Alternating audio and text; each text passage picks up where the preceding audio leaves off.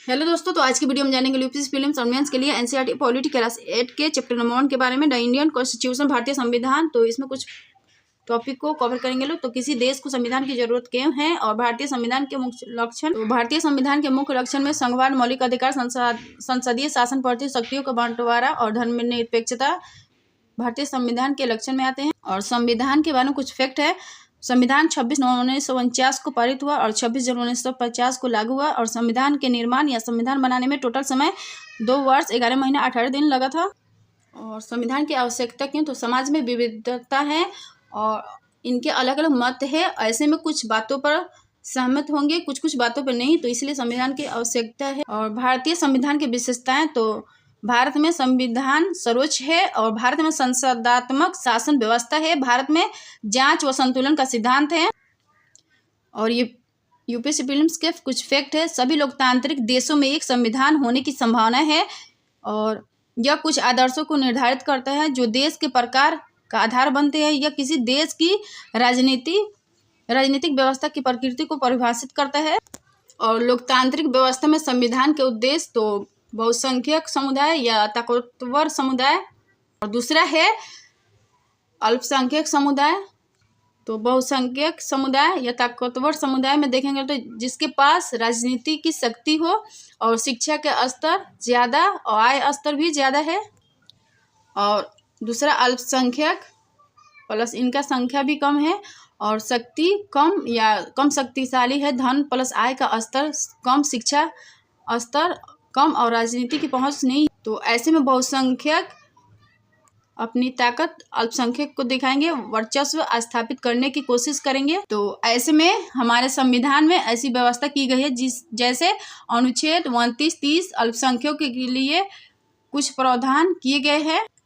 और संविधान सभा का गठन कैबिनेट मिशन 1946 में आया था। इसके सिफारिश के आधार पर संविधान सभा का गठन किया गया था। और ये पीटी फैक्ट है, भारतीय राष्ट्रीय कांग्रेस ने पहली बार 1934 में संविधान सभा की मांग की। और भारतीय संविधान के मुख्य लक्षण, तो पहला पॉइंट था संघवाद, फेडरलिज्म। तो संविधान की प्रमुख विशेषताएं, संघवाद का अर्थ है एक से अधिक स्तर पर सरकारों का होना। जब हमारे देश आज़ाद हुआ था उस समय 2 स्तर पर सरकार थी, केंद्र और राज्य स्तर पर। लेकिन 73 और 74 संविधान संशोधन हो तब स्थानीय सरकार को जोड़ा गया। मैंने यहाँ पे लिख भी दिए, लेकिन 73 और 74 संविधान संशोधन हुआ तब स्थानीय सरकार को जोड़ा गया। तो पहला है केंद्र सरकार, दूसरा है राज्य सरकार, तीसरा है स्थानीय सरकार, जो 73 और 74 संविधान संशोधन के द्वारा जोड़ा गया। और 7वीं अनुसूची के विषय में संघ सूची, राज्य सूची और समवर्ती सूची आते हैं। राज्यों के पास स्वायत्त का अधिकार है और राज्य केंद्र के अधीन नहीं है। और शक्तियों के बंटवारा में देखेंगे, दूसरा है शक्तियों का बंटवारा, सेपरेशन ऑफ पावर। तो न्यायपालिका का काम है न्याय करना, जुडिशियरी। और दूसरा है कार्यपालिका, जो कानून बन गया है उसे लागू करना। और तीसरा है विधायिका, तो विधायिका का कार्य है कानून बनाने के काम। और दूसरा है मौलिक अधिकार, फंडामेंटल राइट। तो सरकार कोई भी इस तरह के नियम नहीं बनाएगी जो हमारे मौलिक अधिकार के उल्लंघन करे। और मौलिक अधिकार के दोहरा उद्देश्य है सरकार पर बाध्यकारी होंगे और हमें अन्य नागरिकों से बचाते हैं। मौलिक अधिकार के प्रकार, तो पहला समानता का अधिकार, दूसरा है स्वतंत्रता का अधिकार, तीसरा है शोषण के विरोध अधिकार और चौथा है धार्मिक स्वतंत्रता का अधिकार, पांचवा है संस्कृति और शैक्षणिक अधिकार, और 6 है संवैधानिक उपचार का अधिकार। और मौलिक अधिकारों के प्रकार में समानता का अधिकार, स्वतंत्रता का अधिकार, शोषण के विरोध अधिकार और धार्मिक स्वतंत्रता का अधिकार, सांस्कृतिक और शैक्षणिक अधिकार, संवैधानिक उपचार का अधिकार, मौलिक अधिकारों के ये प्रकार है। और ये पीटी के फैक्ट है मूलाधिकारों, तो उन्हें भारतीय संविधान का विवेक कहा जाता है। वे राज्य द्वारा शक्ति के मनमाने और पूर्ण प्रयोग के खिलाफ नागरिकों की रक्षा करते हैं। और ये अधिकार हर उस प्राधिकरण पर बाध्यकारी है जिसके पास कानून बनाने की शक्ति है। तो ये मूल अधिकारों के कुछ पॉइंट है। दूसरा है धर्मनिरपेक्षता। तो इसमें धर्मनिरपेक्षता क्या है, धर्म के राज्य से अलग रखना क्यों महत्वपूर्ण है, तो ये सब पॉइंट के बारे में जानेंगे लोग। तो भारतीय धर्मनिरपेक्षता क्या है, भारतीय धर्मनिरपेक्षता और दूसरे लोकतांत्रिक देशों की तुलना में कैसे अलग है। तो धर्मनिरपेक्षता का अर्थ है धर्म से अलग होना या कोई धार्मिक आधार न होना। और ये पीटी फैक्ट है, मौलिक अधिकार न केवल राज का सत्ता से हमें बचाते हैं बल्कि बहुमत की निरंकुशता से भी हमारी रक्षा करता है या करते हैं। अनुच्छेद 25 से 28, 25 से 28 धार्मिक स्वतंत्रता की बात की गई है। और 1976 में 42वां संविधान संशोधन हुआ, इसके द्वारा पंथ निरपेक्ष शब्द को जोड़ा गया। और अनुच्छेद 51 क्लोज ए में मूल कर्तव्य है। और 51 के ए ये भी धार्मिक सद्भाव की भावना को प्रोत्साहन देना। अनुच्छेद 51 के ए में मूल कर्तव्य और ये भी धार्मिक सद्भाव की भावना को प्रोत्साहन देगा, इसमें ये बात की गई है। और right to freedom of religion, भारतीय संविधान के अनुच्छेद 25 से 28 तक धार्मिक स्वतंत्रता के अधिकार का वर्णन किया गया है। और अनुच्छेद 25 में अंतःकरण की और धर्म की अबाध रूप से मानने, आचरण करने की तथा धर्म का प्रचार करने की स्वतंत्रता है। और आर्टिकल 26 में धार्मिक कार्यों के प्रबंध की स्वतंत्रता, व्यक्ति को अपने धर्म के लिए संस्थाओं की स्थापना और पोषण का, अपने धर्म विषयक कार्यों का प्रबंधन करने का, जंगम और स्थावर संपत्ति के अर्जन और स्वामित्व का, ऐसी संपत्ति का विधि के अनुसार प्रशासन करने का अधिकार होगा।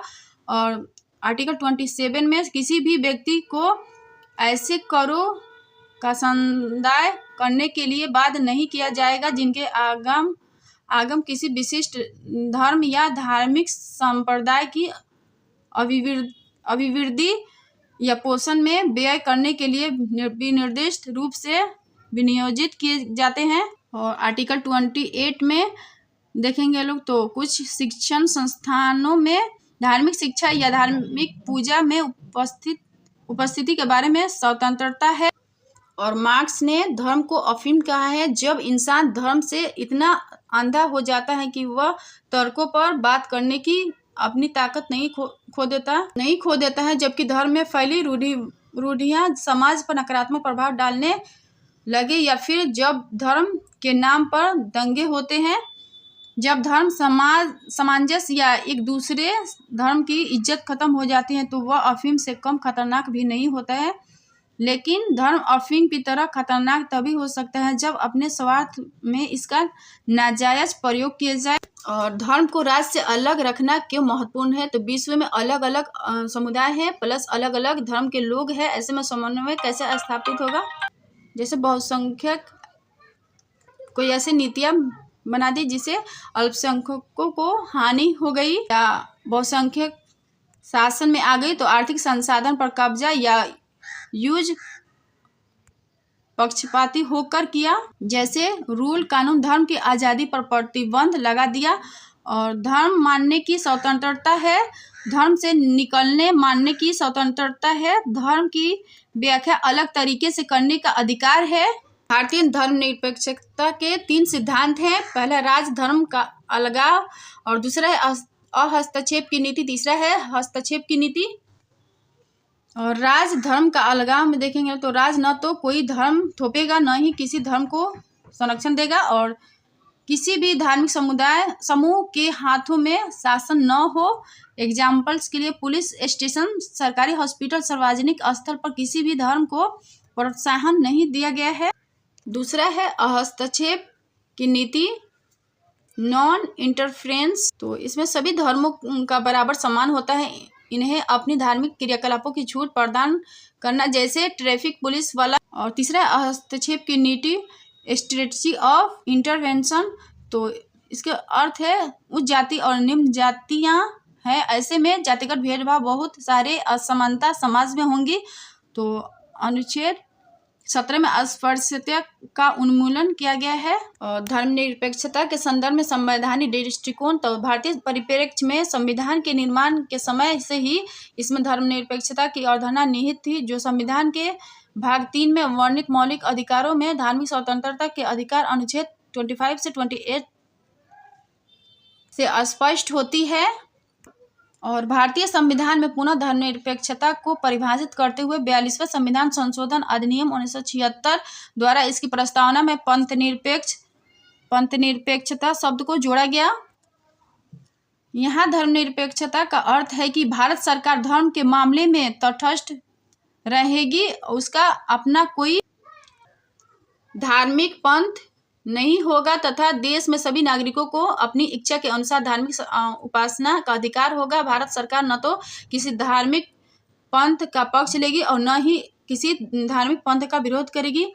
पंथनिरपेक्ष राज धर्म के आधार पर किसी नागरिक से भेदभाव न कर प्रत्येक व्यक्ति के साथ समान व्यवहार करता है। और भारत का संविधान किसी धर्म विशेष से जुड़ा हुआ नहीं है। और यूपीएससी प्रीलिम्स के लिए फैक्ट है, धार्मिक वर्चस्व को रोकने के लिए भारतीय राज किन तरीकों से काम करता है, तो खुद को धर्म से दूर करने की रणनीति के जरिए हस्तक्षेप की रणनीति के माध्यम से। तीसरा है हस्तक्षेप की रणनीति के माध्यम से। और हस्तक्षेप की रणनीति के माध्यम से भारतीय धर्मनिरपेक्षता दूसरे लोकतांत्रिक देशों की तुलना में कैसे अलग है, तो अमेरिका या पश्चिमी देश जैसे चर्च का रास्ता पूर्व है तो राज्य का रास्ता पश्चिम में होगा। अमेरिका या पश्चिमी देश में देखेंगे लोग तो जैसे चर्च का रास्ता पूर्व में है तो राज्य का रास्ता पश्चिम में हो। अमेरिका पश्चिमी देशों के धर्मनिरपेक्षता नकारात्मक धर्मनिरपेक्षता की अवधारणा कहा जाता है। विधायिका धार्मिक संस्थानों से संबंधित नियम नहीं बनाएगा, न ही किसी धर्म का पक्ष लेगा और राजधर्म किसी भी तरीके से दखल नहीं करेगा। और भारतीय धर्मनिरपेक्षता देखेंगे तो राज सभी धर्मों को समान संरक्षण देगा। ये सकारात्मक धर्मनिरपेक्षता की अवधारणा है। भारत में राज धार्मिक मामलों में हस्तक्षेप करेगा और धर्म के आधार पर वर्चस्व को रोकेगा।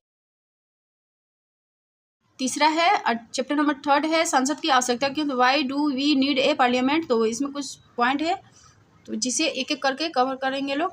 तो हमें संसद क्यों चाहिए, लोगों को फैसला क्यों लेना चाहिए, लोग और उनके प्रतिनिधि। और दूसरा है संसद की भूमिका, तो इसमें राष्ट्रीय सरकार का चुनाव करना और सरकार को नियंत्रित कर मार्गदर्शन देना और जानकारी देना, संसद में कौन लोग होते हैं और कानून बनाना। तो ये सब टॉपिक को एक करके कवर करेंगे। तो भारतीय लोकतंत्र का प्रतीक संसद है, हमारे संविधान के केंद्रीय तत्व संसद है। और संसद में देखेंगे तो विधायिका का कार्य है नियमों को बनाना। और हमें संसद क्यों चाहिए, तो हमने डेमोक्रेसी को अपनाया है। डेमोक्रेसी में लोकतंत्र का अप्रत्यक्ष तरीकों को अपनाया है। हमने लोकतंत्र को अपनाया है। और अप्रत्यक्ष का मतलब है लोकतंत्र में लोगों को द्वारा चुनी गई सरकार और लोगों के द्वारा प्रतिनिधि चुना गया और ये प्रतिनिधि हमारे लिए लोकसभा में जाकर बैठेंगे। और संसद की बात संविधान में भाग 5 अनुच्छेद 79 से 122 संसद की संरचना संगठन अवधि इसका गठन प्रक्रिया विशेषाधिकार होंगे, इन सभी की बात हमारे संविधान के भाग 5 में लिखी गई है। और ये प्रीलिम्स के फैक्ट है, लोकतंत्र के लिए प्रारंभिक बिंदु सहमति का विचार है। ये लोगों का निर्णय है जो एक लोकतांत्रिक सरकार बनाती है। और संसद के 2 सदन है, पहला है राज्यसभा, दूसरा है लोकसभा। तो राज्यसभा को पहले द काउंसिल ऑफ स्टेट कहा जाता था, उच्च सदन। और दूसरा है लोकसभा को हाउस ऑफ कॉमन पीपल कहा जाता था और लोकसभा को निम्न सदन कहते हैं और राज्यसभा को उच्च सदन। और संसद के महत्वपूर्ण अंग राष्ट्रपति है। राज्यसभा में देखेंगे तो 245 सदस्य हैं और 12 सदस्य को राष्ट्रपति के द्वारा मनोनीत किया जाता है और निर्वाचन अप्रत्यक्ष तरीके से होता है। और लोकसभा में देखेंगे तो प्रत्यक्ष तरीके से लोकसभा के सदस्य को चुना जाता है और पूरे देश में 543 निर्वाचन क्षेत्र है। और लोकसभा की बात करें तो लोकसभा के सदस्यों की संख्या 545